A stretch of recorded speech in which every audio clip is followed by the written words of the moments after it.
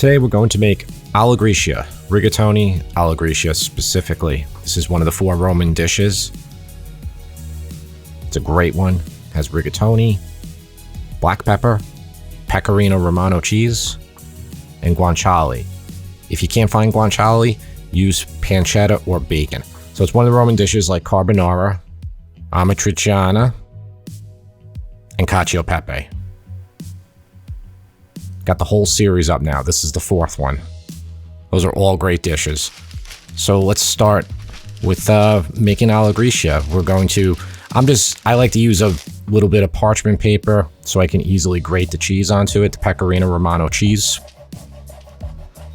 You could also use pre-grated. For this one, I'm grating it today. Put it in a bowl off to the side. So this is guanciale. Guanciale is the cheek of the pig, and it's cured. And this is the shape it normally looks like. And you get a little bit of pork and a long bit of fat. You want to cut what's called a lardon into strips, these little strips, so you get a little bit of that pork part and a lot of that fat part in it. Guanciale has a very unique taste. It doesn't really taste like pancetta or bacon. Maybe a little bit more funky. But for this dish specifically, more so than carbonara or amatriciana, I really think you should try to use it. But like I said, if you can't find it, substitute the pancetta.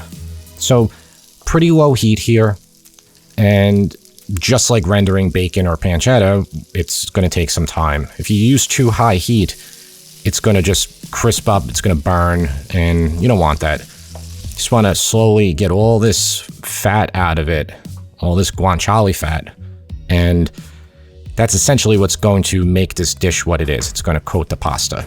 So while that's going, salt your pasta water, 2 tablespoons kosher salt per gallon of water, and pour in your rigatoni. I'm doing 1/2 pound of rigatoni for this recipe, 1/2 pound of pasta. Penne would be great, spaghetti, linguine, really use what pasta you like. Really stir the pot really well so you avoid any sticking. And I do that for about 30 seconds, and then I'm just going back to attending the guanciale, going to keep mixing it around. And when it finally gets real crispy like this, I'm going to probably take about, half to most of it out of there. You can leave it in and you can cook it this way, but if you remove it, it'll stay a little bit more crispy. So I'm taking a couple ladles of pasta water to start, and this doesn't have to be exact because we're going to cook the pasta probably about halfway done in the pot and then halfway this way. So the pasta is going to be stiffer than al dente right now, and we're going to add it in, and we're going to just add in pasta water as required to do the job of cooking it. So the heat could be about medium to medium high. What's going to happen is the guanciale fat and the pasta water is going to absorb into the pasta.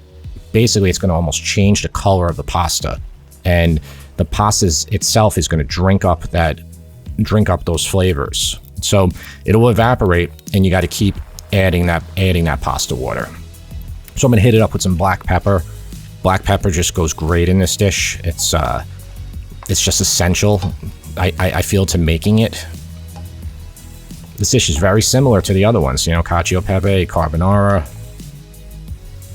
And see like how you're getting that emulsification here. The more you cook it, it's going to really coat this pasta. So I'm touching it, making sure it's not overcooked, but it's not close to done yet. So I'm going to add in more pasta water, and I'm going to continue the cooking process.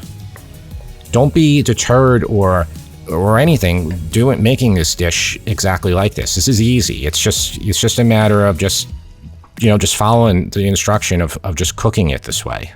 And a lot of pastas are done this way. When the pasta's finally done, I'm going to hit it up with pecorino Romano cheese, a couple ounces, maybe about 1/2 cup, maybe 1/3 of a cup grated, and I'm going to add that crispy guanciale right back in there with it. And just mix it around, just let these flavors just come together. If you haven't checked out my other Roman dishes, please do. The whole playlist is coming up right now. Watch some of these episodes. It helps me out more than subscribing. But if you do like this, I'd appreciate the subscription. Until next time,